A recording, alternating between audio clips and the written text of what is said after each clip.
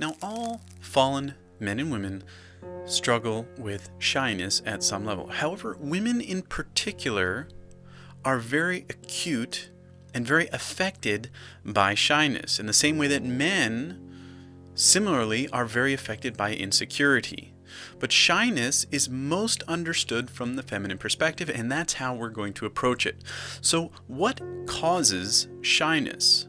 Well, we see that a shy woman is embodying undesirability. She's muting her beauty, she's bringing it down so that no one will recognize her. That doesn't mean she's ugly. She's doing this intentionally.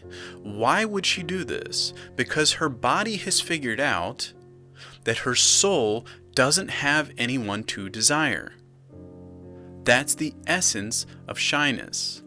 She also then expects to be validated, to be proven undesirable. So the men in her world, she's intentionally lessening her beauty so that men won't recognize her. Why? Because her soul is already discarded. Her soul's already been judged as undesirable. She's born separate from the Creator. She's been rejected by the Creator. So she then embodies that and expects to be rejected by human men because she wants to create an exaltated expression of who she really is. Her soul's alone, therefore she mentally, emotionally, and physically creates a world where she is also physically alone. But the physical aloneness, not having a physical man, that's just an expression of what has already happened in her soul. At the Garden of Eden, every human being was rejected. We were cast out from the presence of God, and the shy woman is making a visible picture of her life to display the consequences of the fall.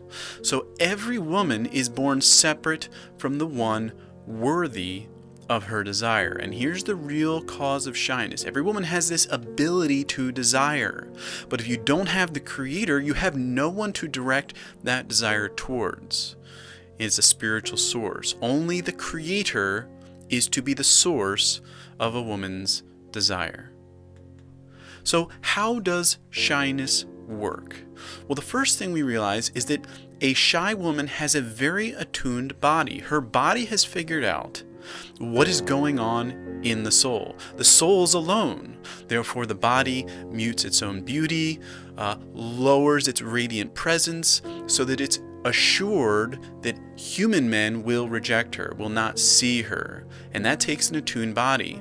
She also has an attuned heart. She can feel shy. Why? Because she's already spiritually alone. Therefore, she has to expect that reality in the world around her. And having an attuned heart, a heart that feels shy, helps her body act shy, to create the inevitable rejection from the world of men. She also has an attuned mind. Her mind is making pictures of how lonely she is as a spiritual being.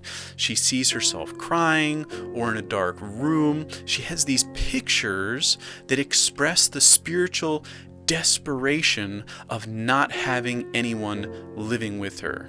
Her soul's alone, and her mind, heart, and body are attuned to that fact, and they're making her world around her, making the world around her a picture of what already exists in the soul.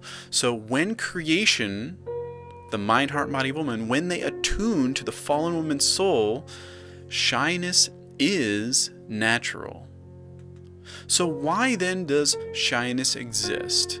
Well, to put it very explicitly, women are all exposed by a shy woman. Every woman's soul is born dead, lifeless, alone, hideous, rejected by God. And a shy woman is picturing that, is showing that to the world around her. And all women who see the shy woman, they don't like it. Now, usually, women want to help that shy woman, to make her not shy. But they want the shy woman to go away, to stop being shy. Why? Because it convicts them. Every woman's mind, heart, and body watch that shy woman and they go, that looks really familiar, soul. Why does that look so familiar? Why does that feel so familiar? That shy woman over there. That looks like you, soul. And Other women don't like that. They want that conviction to go away. But the shy woman is offering a service here. She's preparing all women. Why? Because she wants all women to give up pursuing human men. Now, she's not fully aware of what she's doing, but pursuing and desiring a human man is utterly futile. It is a complete waste of time. Why? Because a human man is not the creator, and a woman's ability to desire is only to be focused upon the creator. So no human man is ever worthy of a woman's desire, and that's what points to the one man. And here we can see the cost, the curse from the Garden of Eden. In the Garden of Eden, the woman was cursed how? To desire only the human man, and he would then rule over her. And that's the destruction. Because in the Garden of Eden, the human man and woman were cast out from God's presence. That means there's no longer spiritual union. The woman can no longer desire the creator. The only person she can desire is the man, and that's what will destroy her. That's the curse, to not be able to desire the creator any longer. So then who is shy? Well, first we see it's a very gifted woman. Her mind, heart, and body have to not only be skilled, but attuned to what's really going on in the soul. The woman's soul is alone, therefore her gifted mind, heart, and body will express that loneliness, not just in the shyness itself, but the shyness makes sure she stays alone. That no human man will even recognize her, will even see her, will even value her. And that's a perfect picture of what's really going on. And that's a very gifted woman to do that. It's also very transparent. Now, there's really no truly transparent woman because her soul's dead, alone, desperate, lifeless. If she was truly transparent, her body would already be dead. But a shy woman is more transparent. And that's very beneficial to the world around her. She's also knowledgeable. She knows the way things really are. So people come up to a shy woman, they say, you should be more forward. You should go out there and talk to those men and get their attention and dress this way. And those things are all fine and good, but the knowledgeable woman goes, but there's no point. She feels like she's already been rejected, and she only expects human men to do the same. And she's right. She's already been spiritually rejected. Every human woman and man was rejected in the Garden of Eden. And the shy woman is continually bringing up that knowledge and saying we've already been rejected. There's no point in pursuing a human man because he will just validate what has already been done by the Creator. We're rejected. We're empty. We're alone. I'm alone, and I'm going to show you in my shyness. So shy is natural.